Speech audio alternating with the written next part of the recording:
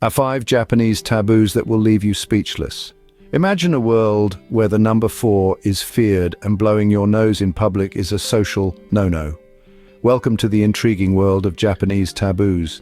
In every culture, there are certain behaviors and practices that are considered taboo, and Japan is no exception. These taboos, often deeply rooted in tradition and superstition, play a vital role in shaping the society and its customs. They serve as a guide, helping individuals navigate their way through social interactions and avoid potential faux pas. In Japan, these cultural taboos range from the seemingly mundane to the truly mind-boggling. This fascinating interplay of beliefs and behaviors forms an integral part of the Japanese cultural fabric, providing a unique lens through which we can better understand this rich and complex society. Now brace yourself as we delve into the top 5 Japanese taboos that might leave you speechless. But wait, before we begin, please subscribe to ensure that you never miss out on any of my crucial stuff. Comment "I subscribe" below and I will personally welcome you to our community. Let's get started. Starting at number 5, we delve into the fear of number 4, otherwise known as tetraphobia. This fear is deeply ingrained in Japanese culture and has roots that trace back to ancient times. The Japanese language is rich with homophones, words that sound identical but carry different meanings. One such pair is the number 4, shi, and the word for death also shi. This linguistic coincidence has led to an association of the number 4 with death and bad luck. This cultural quirk isn't unique to Japan. Many East Asian cultures share similar superstitions around the number 4 due to the same wordplay. However, in Japan, this fear manifests in everyday life in fascinating ways. In hospitals, for example, you'll rarely find a room with the number 4. It's also uncommon to find a 4th floor in buildings, similar to the way some Western buildings omit the 13th floor. In fact, some residential and commercial buildings go so far as to avoid any room numbers, floor levels, or addresses containing the number 4. This fear extends to gift-giving as well. Giving someone a gift in a set of 4 is considered inauspicious and is generally avoided. Even in daily life, many Japanese people try to avoid the number 4 where possible. You might notice this in the number of items they buy at the store, the number of people they invite to a party, or even in the number of claps during a traditional Japanese hand game. It's intriguing to see how a simple number can hold such power and influence over societal norms and personal habits. It's a testament to the depth of cultural significance that language carries and how it shapes our perceptions and interactions with the world around us. So next time you're in Japan, remember to avoid the number 4 whenever possible. It's not just a number, but a symbol of cultural nuance that adds a unique layer to the rich tapestry of Japanese customs and traditions. Moving on to number 4, the dreaded nose blow. Now let's delve into the world of nasal hygiene, or rather the public display of it. In Japan, the act of blowing one's nose in public isn't just frowned upon, it's considered downright rude and unhygienic. Quite the stark contrast to what is seen as normal in many other parts of the world, wouldn't you agree? In the Japanese culture, any act that could potentially expose others to your bodily functions or fluids is viewed as distasteful. Now you might be thinking, but it's just a nose blow, what's the big fuss? Well, in Japan, it's not about the act itself, but the potential discomfort it may cause to others. This is a culture that highly values the comfort, harmony, and respect of the communal space. Now, this doesn't mean that the Japanese don't blow their noses, of course they do, but the etiquette is to do it discreetly, away from the public eye. If you find yourself in a situation where your nose needs a bit of attention, the best thing to do is to excuse yourself and head to the nearest restroom or private space. And what about handkerchiefs, you ask? Well, in Japan, handkerchiefs are quite common, but they're primarily used for drying hands in public restrooms, not for blowing noses.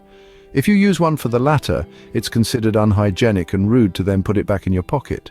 Instead, many Japanese people carry around a pack of tissues for nose-related emergencies.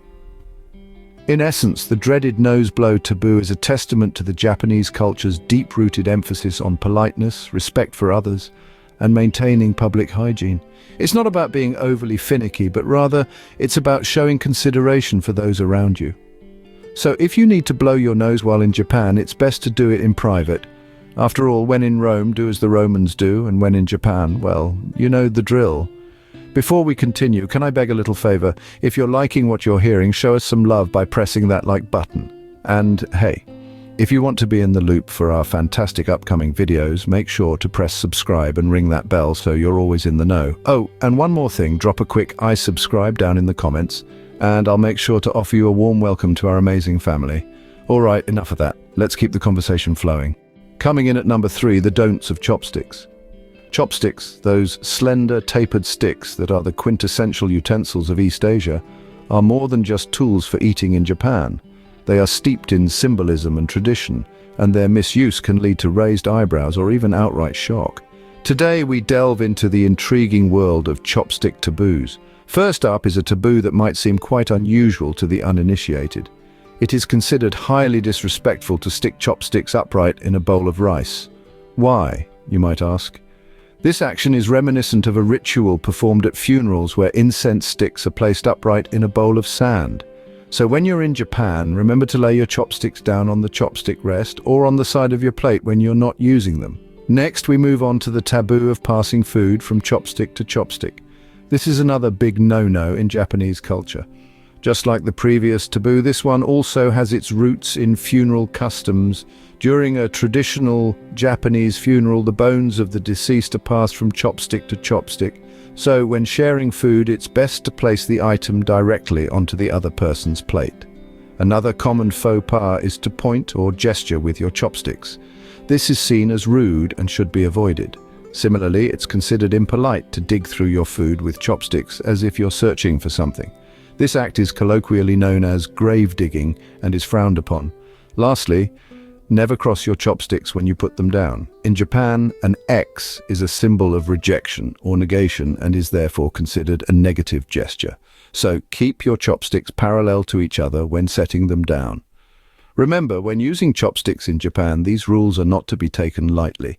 Understanding and respecting these customs not only shows your appreciation for Japanese culture, but also ensures a more authentic and rewarding culinary experience. So the next time you pick up a pair of chopsticks, remember these don'ts and dine like a true connoisseur of Japanese cuisine. At number 2, we have the indoor footwear faux pas. Now, this may seem a little surprising to some, but in Japan, your choice of footwear indoors is a significant matter. You see, in this culturally rich nation, the tradition of removing shoes before entering homes and certain buildings is deeply rooted in their customs. This practice, which is tied to the concept of cleanliness and respect, is not just a mere courtesy, but a crucial social expectation.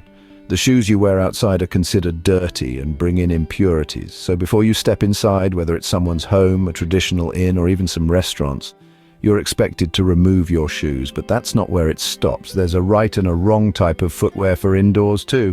In most cases, you'll find a selection of slippers waiting for you at the entrance, ready to be slipped on. However, remember to switch to a different set of slippers when you're entering a room with tatami mats. Wearing regular indoor slippers on these traditional straw mats is considered disrespectful. And let's not forget about the restroom. Yes, you heard that right. There are specific bathroom slippers as well. Leaving these behind in the bathroom after use is yet another faux pas. So, when in Japan, always pay attention to your feet. It's not just about where you're going, but also about what you're wearing while you get there. And finally, at number 1, the ultimate taboo, tipping. In Japan, tipping is not just uncommon, it's considered downright rude.